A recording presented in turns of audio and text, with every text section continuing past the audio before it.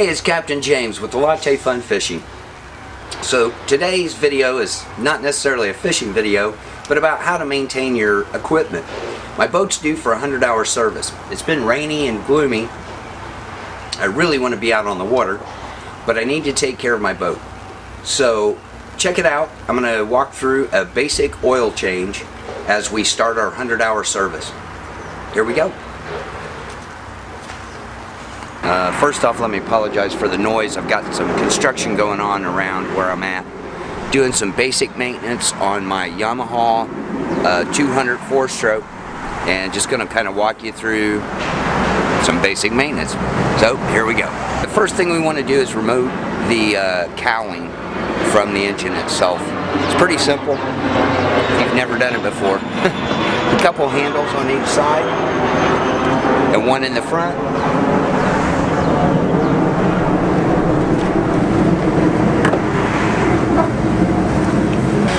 And we're just going to lift that off and set it out of the way.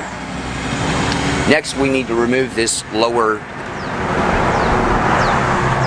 side panel right here, and I'll show you how that's done. So, quick tip. The Allen socket makes this a whole lot easier. Keeps you from stripping the screws, and they come off pretty easy. So we've got screws to remove this panel, and down inside is one Phillips screw, and I'll show you close up of that. So we want to remove this lower panel, and as you can see, there's a Phillips screw right down inside of it. Alright, now that the side cover's off, we're going to go ahead and loosen the drain plug and drain the oil. So with a 14 millimeter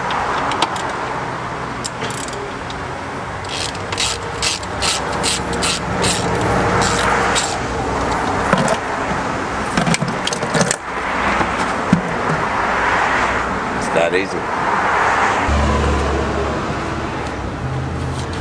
Okay, so on this side of the engine, on the opposite side, you'll find the oil filter. Simply unscrew the filter. I like to put a couple rags down inside just to catch anything that may drip out. And you want to make sure the oil is completely drained out of the unit before you put the drain plug back in. So let it set for a few minutes. Take a coffee break. That's what I did.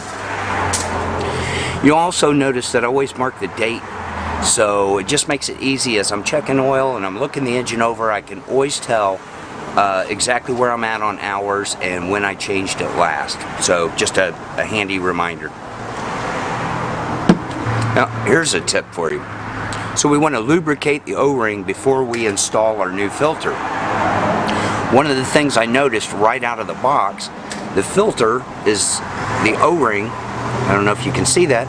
So you want to make sure that that is seated correctly before you put this filter on, or else you're going to have a heck of a mess and can cause a lot of damage. So you're simply going to screw this filter on.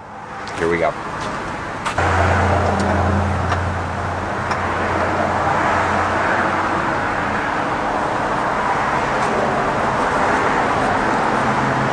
Now, most oil filters, you only need to be hand tight, and that's true in this case too. But what I like to do is once it bottoms out, I turn it till it's snug.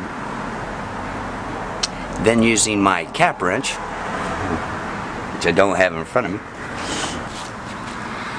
then simply using my cap wrench, I'm going to turn it about 3/4 of a turn to really make sure it's locked on and we don't have any issues when we're out on the water.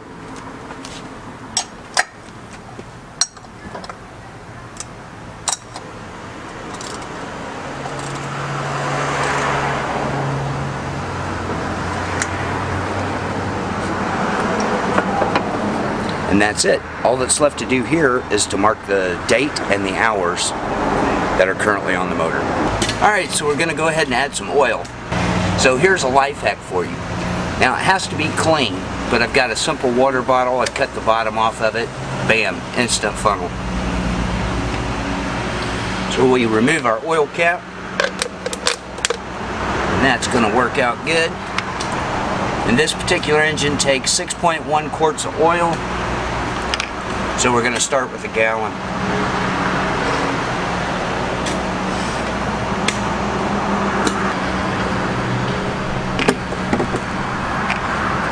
Alright, there's the first one. And according to the dipstick, we're about 2 quarts low. So here goes the second.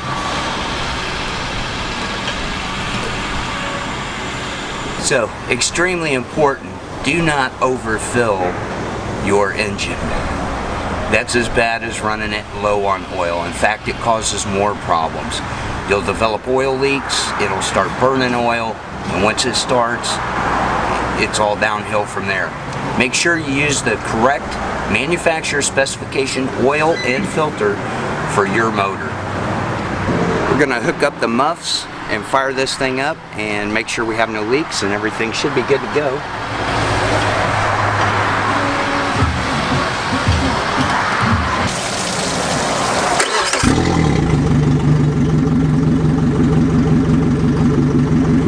Well, that's it. The only thing I've got left to do now is put the covers back on, grab a cup of coffee. And until next time, I've been Captain James, hoping you have a latte fun fishing.